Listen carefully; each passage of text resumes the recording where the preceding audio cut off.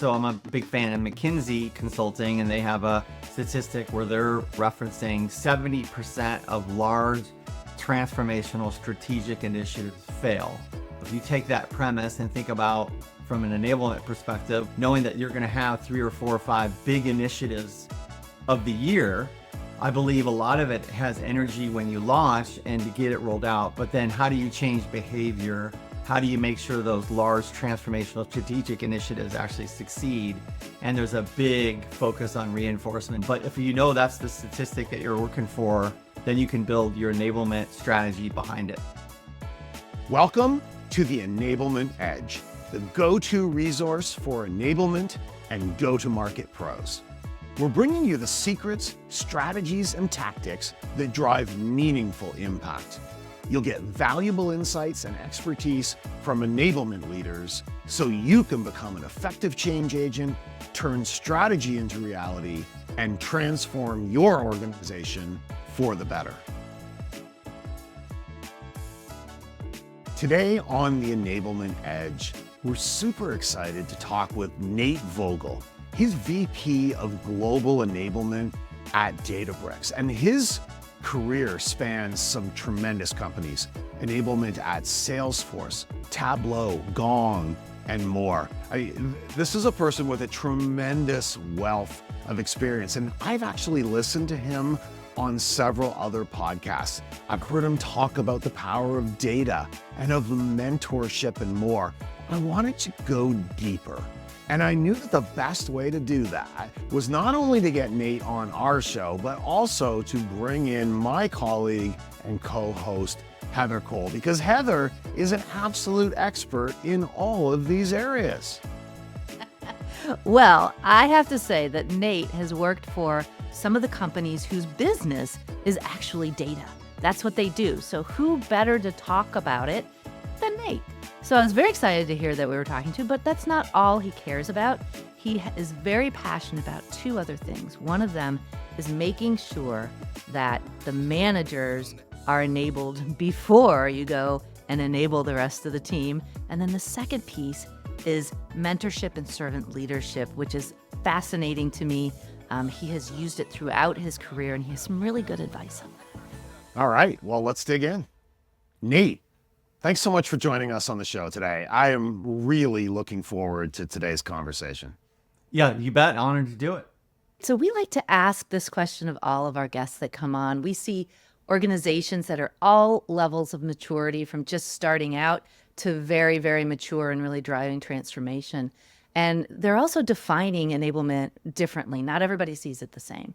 But if we think about ultimately the outcome being, great enablement is really getting and keeping more business, what do you think the most important thing that you can do in enablement function to ensure the success of it? Great first question. So, I'm a big data fan, so I'm going to probably go somewhere there. But I feel like if you can show measurement frameworks with data, so you can show from onboarding to everboarding, which is that continued competency. You can showcase metrics on how the sellers are performing, cross-functional teammates are supporting. We can go into more details around that, like marketing. How is the programs being launched and so on. If you have an ecosystem with partners, there's some incredible metrics that you can showcase around how much partners are bringing to the business. And then overall, at the end, which is especially in enablement, we want to show that kind of ROI or impact from training all the way to business metrics, KPIs, and ultimately, as you said, helping impact revenue. Nate, I know that data is central to your philosophy, to your approach. And when you and I spoke last week, you told me a great story that goes all the way back to high school basketball and how that sort of set you on a path of being a data-driven leader. I'd love it if you'd tell our listeners that story and then also tell them how that impacts what you do today.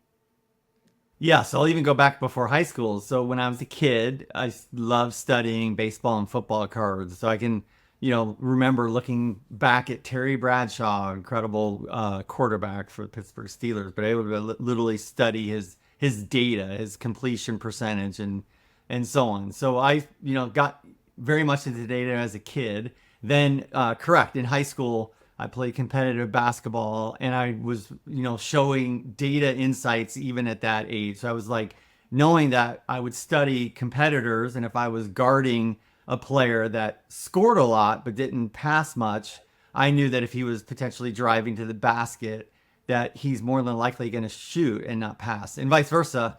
I've got a son who's 13, coaching him on basketball, and I try to say the same thing. Potentially, someone that passes a lot but doesn't score much, if they're going to drive to the hole, more than likely they're going to pass it. So, anyways, I love data. And then when I got into sales leadership, and I had 18 years of being a sales leader, I figured out with our team that if I could have my team do 4 more presentations a day over a selling period, that more than likely I could be sales leader of the year. So it was, surely about enablement and training, but I just knew that if we could do a little bit more presentations, that we would perform well as a team. And then that's why I got into enablement. Is when I joined Tableau, I was able to see data, and being able to see it visually I just became a huge fan. And I go on record, my son's first word was data, who at the time was 1, and that's when I joined Tableau. So I was thinking, oh man, even he gets it. My wife will say it's daddy, but I will go on record to say it was data. So listen, I just absolutely love it. And for 9 years, did enablement at Tableau and Salesforce, and then got 2 years at Gong. I'm a big fan of Gong and the way that platform can enable and showcase enablement effectiveness or ineffectiveness. So we'll get there. And now 8 months here at Databricks, doing a lot of the same things, growing initiatives and training here within the enablement team. And I'm sure we'll go deeper. But data is definitely part of my DNA, part of my blood for sure. So I think the heart of that basketball story, at least to me, is that everyone's different.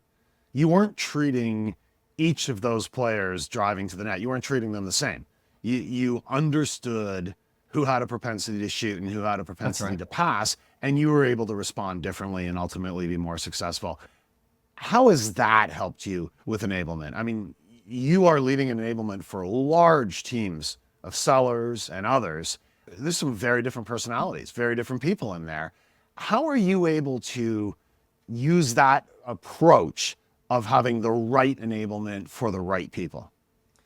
Well, I think data is my first, main focus. My second probably would be framework. So how do you bring frameworks into organizations where it can scale, you can measure it, and you can make sure that you can have really good insights into that? But no question, we're doing some of the basic or fundamentals as part of that framework. So not only putting people through onboarding or boot camp, but then how do you define competencies by role? So an account executive might have, big focus on discovery or account planning or selling to the C-suite.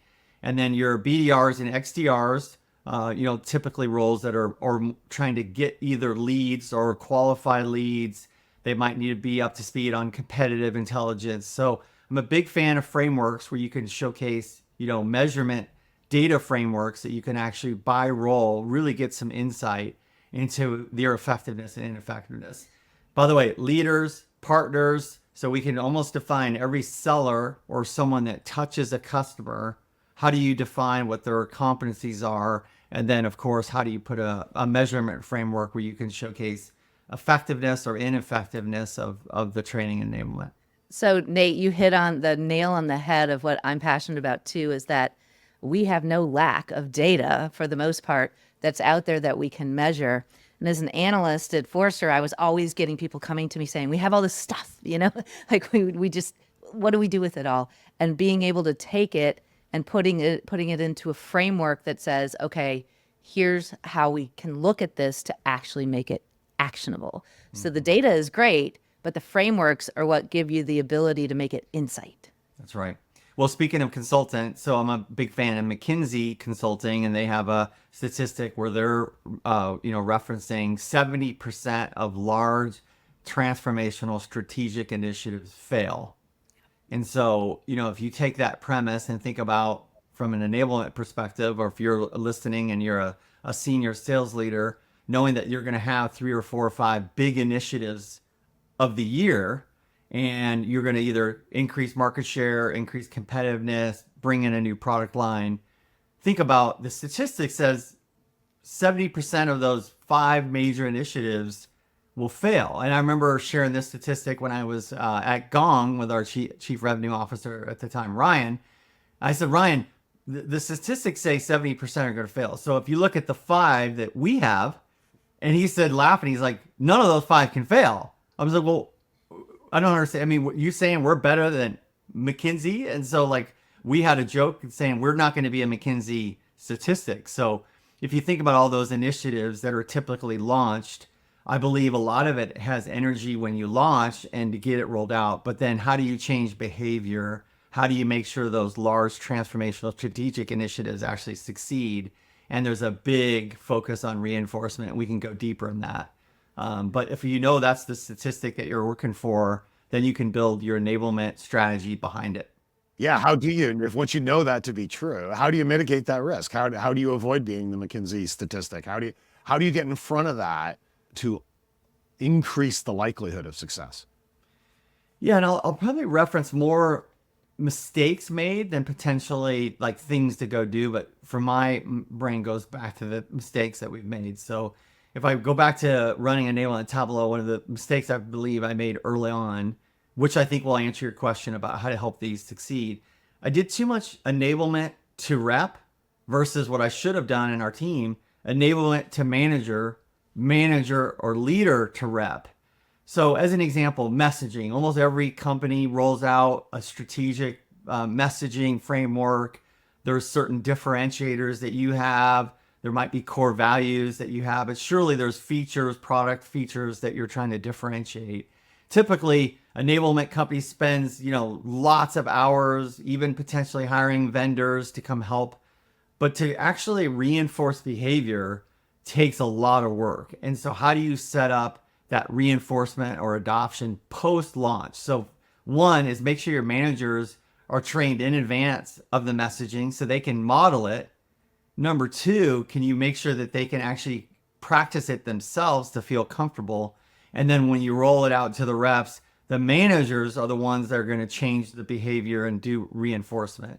Another big mistake I made is that you can spend all this time training reps, but if a leader or their leader actually does the old messaging or not the new way you want to position, then all the enablement that you just did really was a waste of time. So I'm a big fan of making sure that managers can enable, get them enabled first, let them model.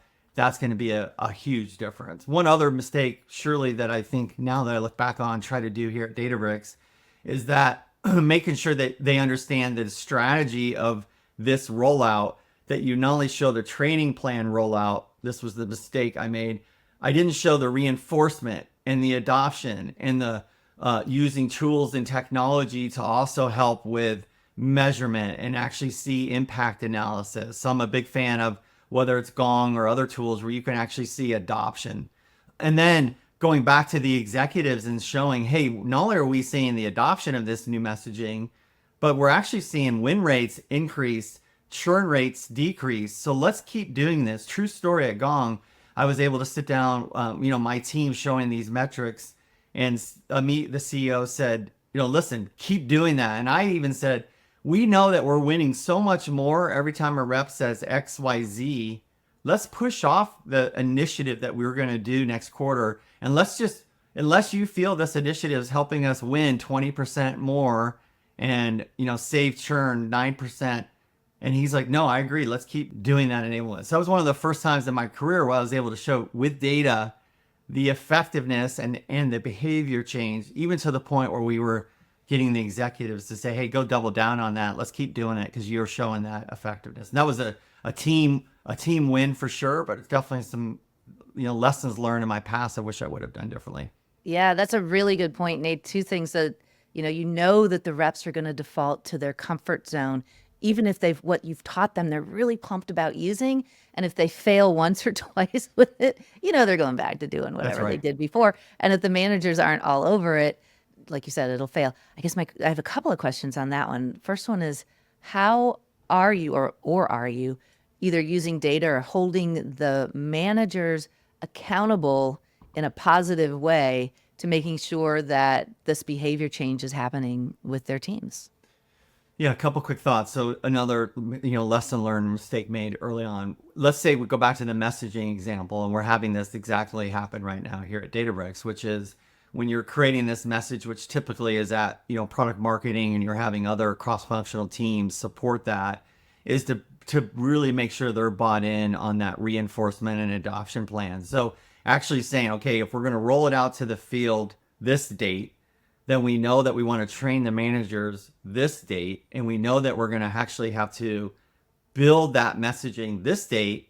So one of the things that we were recommending is bring in sellers and people in the front line into those workshops to help them introduce and reinforce the messaging. So when you actually roll it out, you can say, not only was this done by product marketing, not only was this, your managers have been trained, but the content was actually kind of built with the people for the people. And so you can reference, and in fact, they can even help you kick off the enablement. So that's one, other really important component. I keep mentioning partners. So if the messaging is super important to message the field, and you're going to train the managers in advance, then you're going to actually have sellers help you build the content. A few other times, especially when I was at Tableau and Salesforce, is we learned that, hey, we got to make sure and train partners.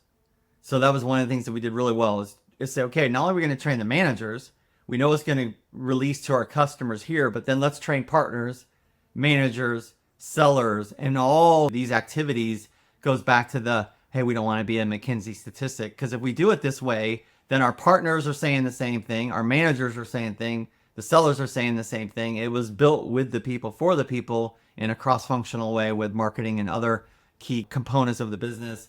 Then when you train it, you can measure the CSAT of that training, the customer satisfaction. So what does sellers say about the training? You can measure before the training, during the training, after the training, confidence level.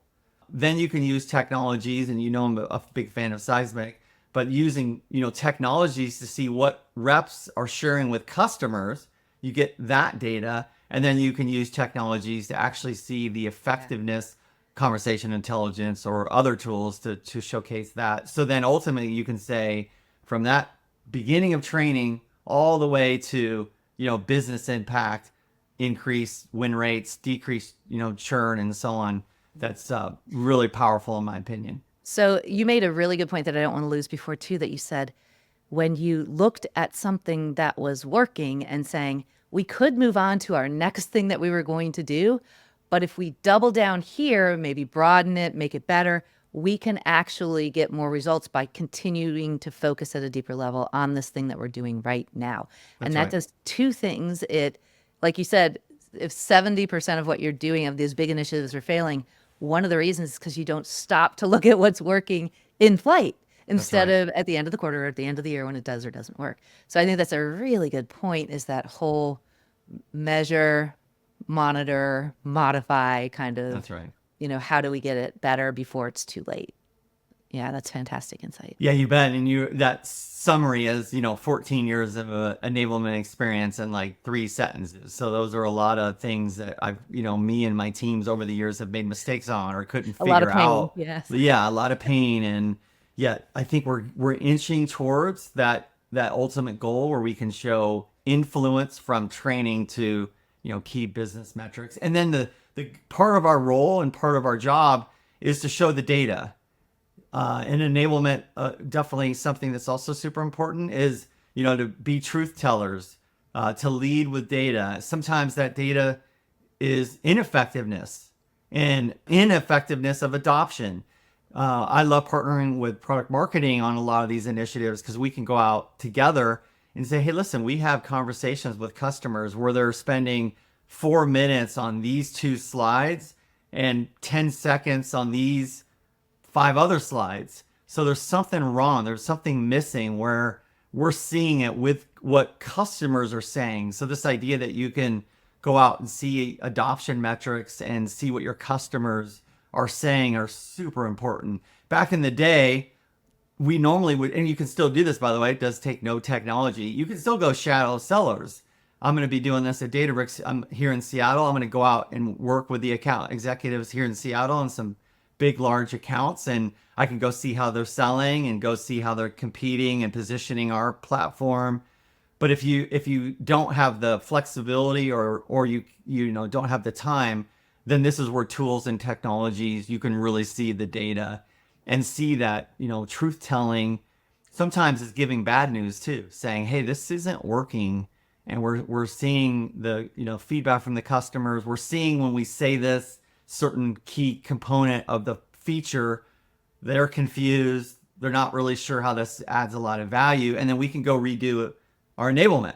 So one of the things I think is super important in our role is that we can be that, you know, truth telling team to showcase data. And sometimes we're actually telling the truth of our own work, which is also hard, but it's also something when you get a lot of conviction when you can say, hey, listen, we got really great training scores. We got really strong CSAT. We got really good feedback about how much, you know, more confident they are in the training.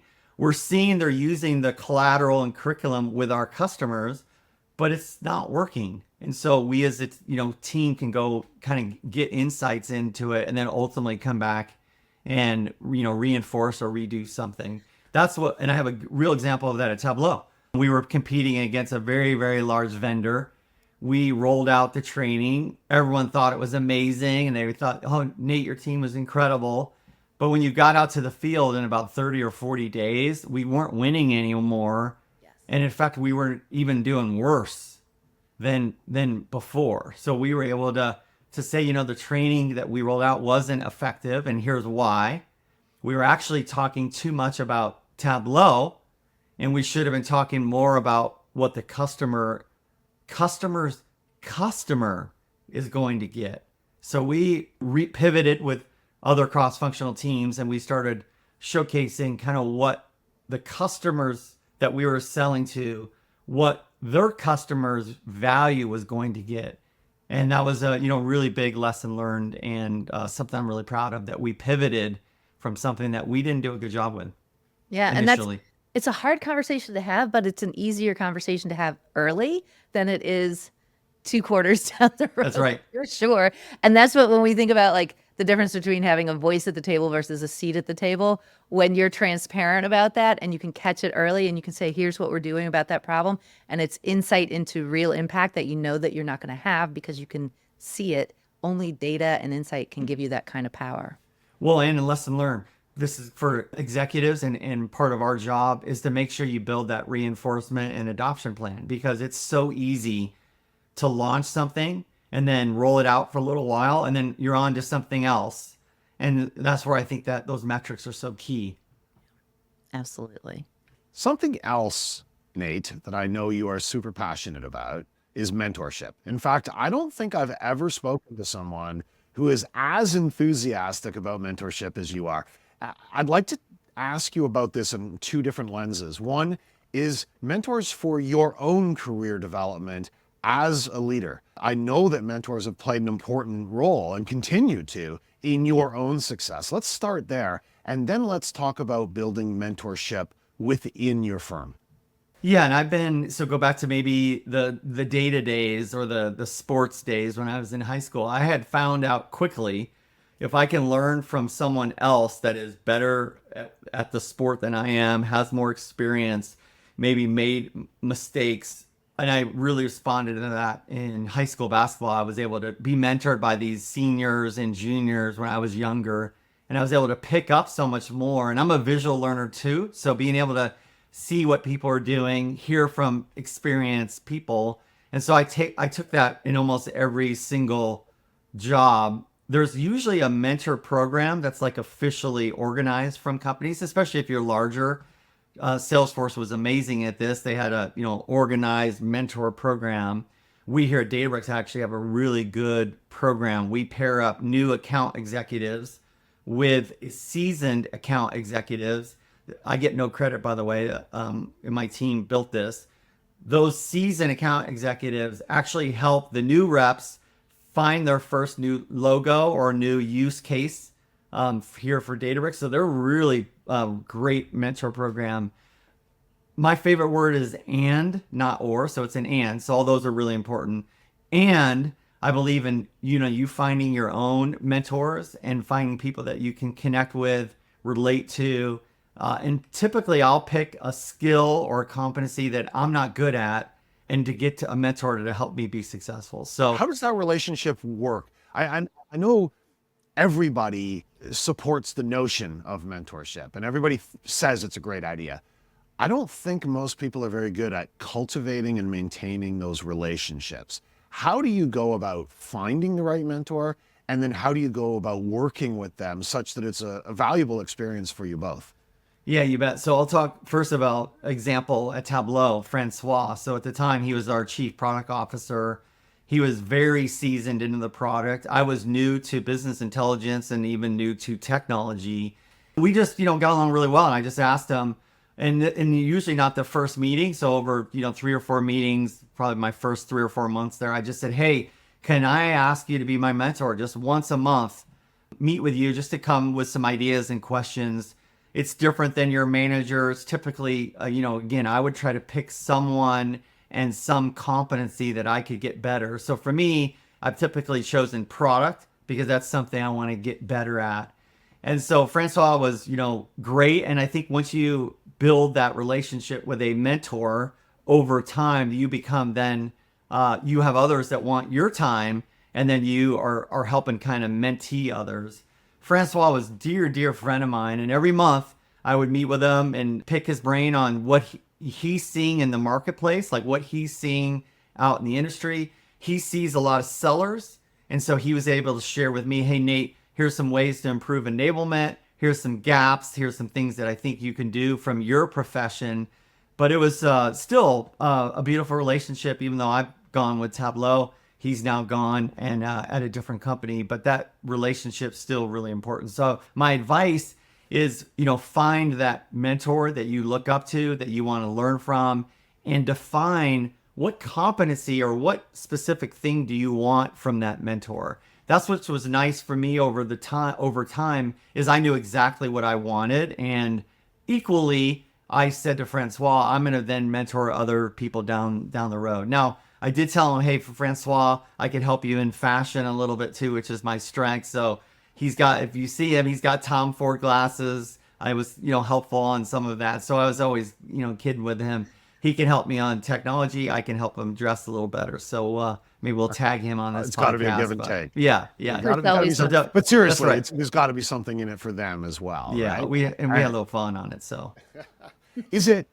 Am I getting it right? If you're kind of topic focused or skill focused, you would probably have more than one mentor at a time. You might have several for different areas of growth. Well, yeah, and I think it's a good call out too. I love coaching and teaching in the enablement profession, but I also love coaching and teaching my son's basketball team. I want to be a better coach. There's another coach here that's mentoring me who's been coaching for a long time. So yeah, I don't think it has to be just in work. I'm a big fan of reading. I got some great books behind me. One of my former mentors, Dan Moore at the company Southwestern I was at for a long time, talked about great leaders are great readers. And so whether it's a podcast or reading or studying, I'm a huge fan of that too. So there's a lot of, you don't have to necessarily have quote unquote a mentor-mentee type relationship. There's a lot that you can learn from, great books out there, great podcasts and so on.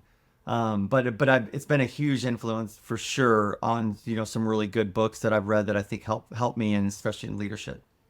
So there's this balance between what we spoke a little bit about, like the formal mentorship when you have a senior AE with a junior one. And sometimes those can work, and sometimes the chemistry is not there and it's awkward and they kind of fade away.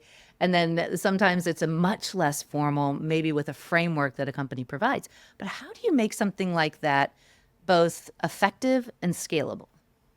Yeah, I think it's a good call out. And speaking of data, it's good. It's good to look at the data, right? So if you see that there's these formalized programs and they're working, in other words, the one that we're using here, where a seasoned account executive is mentoring a new account executive, and we're seeing over time these new account executives being more successful, then we're going to invest more in that program and in fact really programize it. So, here at Databricks, we have swag for the mentors. We invest in them. There's a lot of energy around that, and there's these relationships where you have over time a mentor, and sometimes over a year or two, the competency will change. You might have different mentors, different times where you might say, okay, that's run its course, and there might be a new mentor. You might be in a new team, or the business has changed, or you had an acquisition.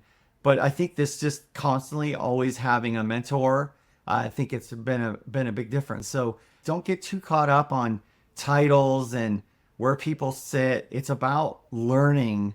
It's about keep educating. I've always said you're pretty much as only talented as good as the mentors you have surrounding yourself at one time.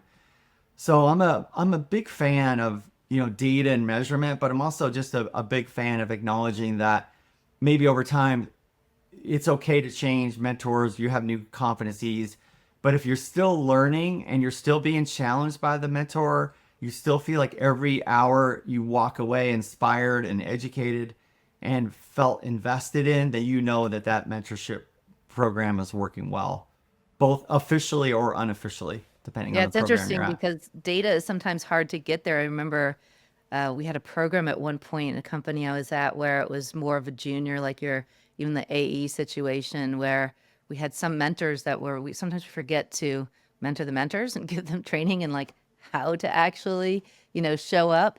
And we had one that was really popular and was doing a great job, and people stuck with the mentor. And we said, "What are you doing differently?" And she said, "It's very simple. I make them come to the call with 3 questions. That's it. Like they have to have 3 questions. They can't just show up and ramble for an hour. It's great to have conversations, but come with 3 questions." And it was that simple, and that's what made it work. Yeah, that's great. Great advice. Really good. Let's talk about starting a new role and how you balance the tension between needing to make an impact. And the more senior you are, I think the greater the expectation that you're going to make an early, meaningful impact. How do you balance the tension between the need to do that, but also the need to learn and really understand how this business may differ from places you've been in the past? You've started a number of new roles over the years. How do you approach that, Nate? Yeah, I'm smiling because it's tricky. And being in enablement, I have a point of view as far as when you start a new company. And listen, I have not started that many companies. I think 4 and 30 some odd years. So, but I think for advice that I gave myself and the advice I give others is you've got to come in and be coachable and teachable. No matter where you start, you typically are hired for your experience. I'm really impressed with Databricks. They have a core value called first principles. And so one of the core values is that you want to bring your experience to the company, but you also want to keep an open mind that whatever your experience in the background or what you've had might not apply to the current state or situation.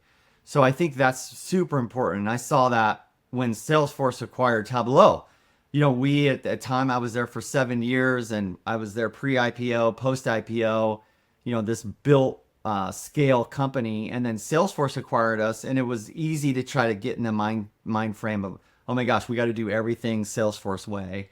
But if you have this mentality of always keep learning, always be coachable, always be teachable, I think it makes a huge difference. I've also said the phrase, and I got this phrase from another mentor, Kelly Wright, who gets a lot of credit for my success because Kelly and I worked together at Southwestern, but she was the first salesperson at Tableau and she was executive vice president of Tableau, and she brought me over to build out enablement. But I remember her giving me that advice, when you start new companies, try not to have sharp elbows. And I remember hearing that phrase, and I was like, what does that mean? So I think, she was saying, like, be careful, come in and be coachable, teachable, have, surely a first principle mindset, leverage your experience, but just don't use sharp elbows. In other words, don't force your way into an organization saying you're going to do it my way because of X, Y, Z. And so that really stuck with me as I've started, not only here at Databricks, but also Gong, and also when I was at Salesforce, which is this kind of coachability and teachability moment.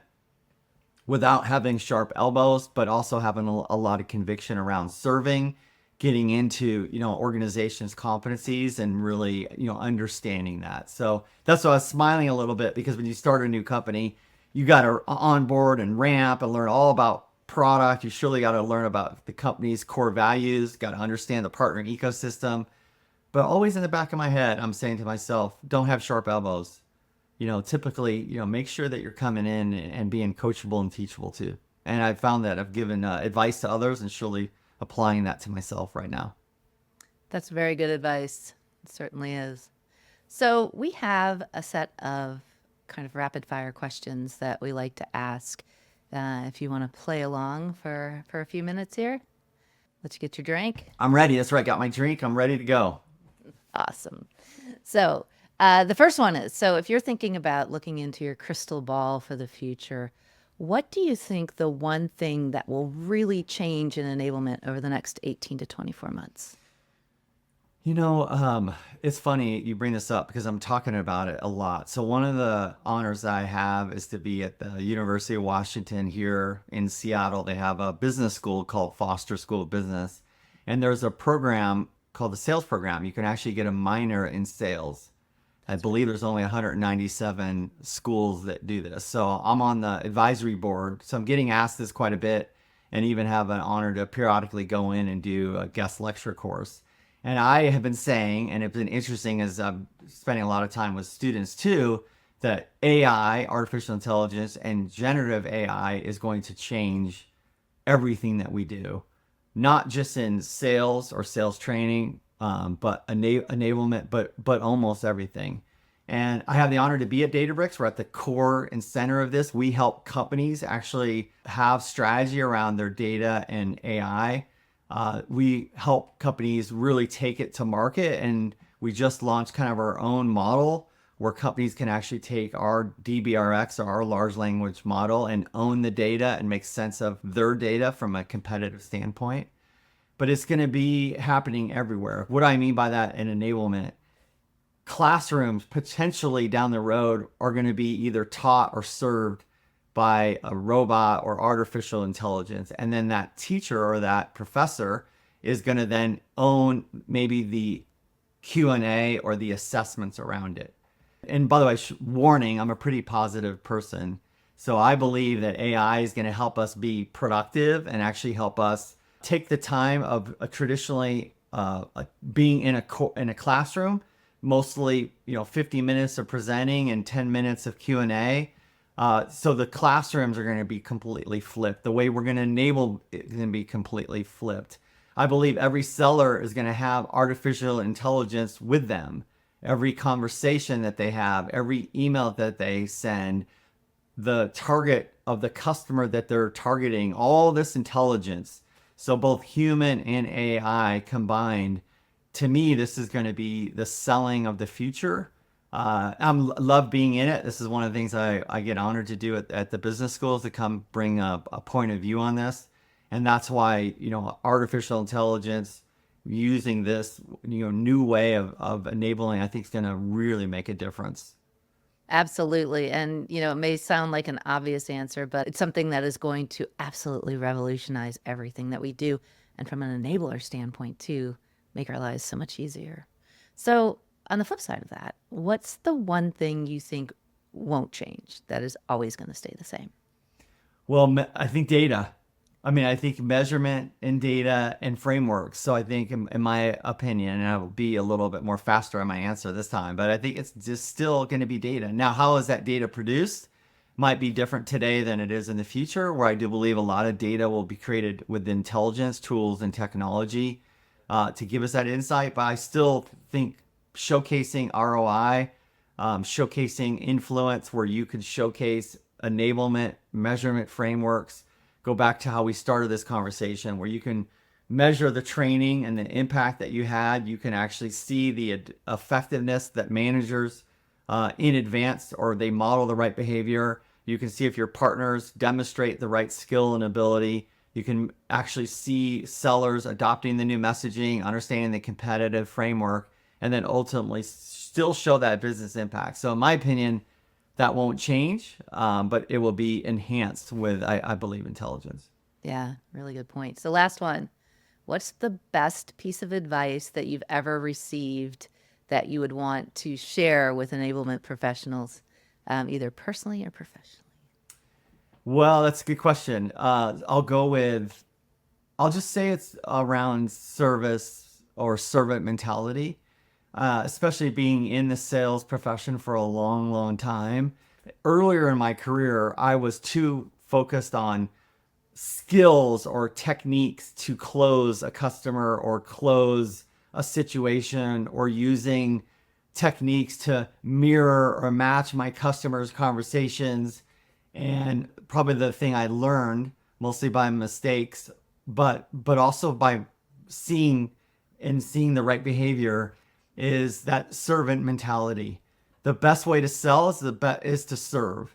If sellers or companies or account executives within those companies, managers, partners, are all leading with a service-minded mentality where they're trying to find true, authentic customer needs, trying to discover pain points, not because you were taught a technique, but you're genuinely trying to actually understand if your solution can help or not, I have found to be extremely rewarding. So you can take that from a selling situation. You can take that from an enablement perspective around serving. I tell the sales team all the time, they're my client, they're our team's client. We work for them. Our job is to help them hit and exceed the targets. So we, view the account executives truly as customers. And even we'll go down to a personal note. Every day when my son leaves to bus, I say jumps on the bus, I say, make sure you try to help some people today. Extend your reach. Make sure that, and I try to tell him, vision is not just for the basketball court, it's also for life. The more you serve, the more you will truly get joy. And so I'm a big fan of adding that in a craft, in an enablement craft.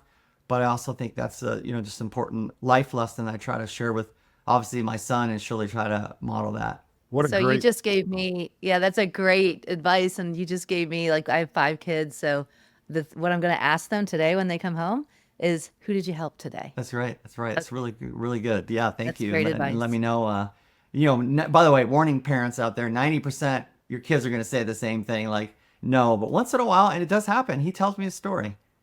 He tells me a story how he helped someone and saw a situation, and there's nothing better for a parent, whether you're, trying to help your kid kind of develop in that way, or you're in the enablement profession where you're trying to serve and trying to help, ultimately the customer. So what a fantastic note to end today's conversation on. Nate, thank you so much for joining us. You bet. It's been an absolute pleasure getting to know you and hearing your insights from your long and very successful career.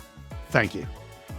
You bet. Well, for all the folks out there listening, thank you for listening. And I always say, keep learning, keep serving. So thanks again for having me. Thanks for joining us on the Enablement Edge. We're on YouTube and all your favorite podcast providers. See you next time. The Enablement Edge is brought to you by the team at Seismic. Seismic is the global leader in enablement, keeping organizations on the cutting edge of engaging customers, enabling teams, and igniting revenue growth. You can learn more at seismic.com.